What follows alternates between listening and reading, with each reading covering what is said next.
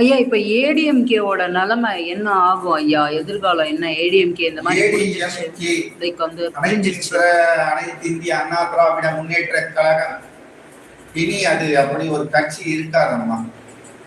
அது சித்தர்களின் ஆமா, அவர்கள் நிலை கொண்டு இலையாக தமிழக வெற்றி கழகத்தோடு இணைவதுதான் அவர்களது புத்திசாலித்தனம்.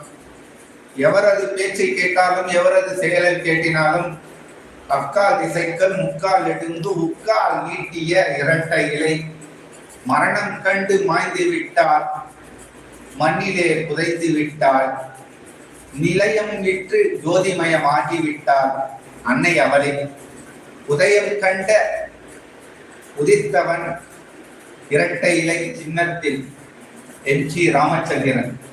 அதை போல் மீண்டும் ஒரு எம்.ஜி. ராமச்சந்திரன் தமிழக வெற்றி கழகத்தின் தளபதியாக கூறப்படும் ஜோசப் விஜய் மட்டும்தான். இது யாராலும் அழிக்க முடியாது.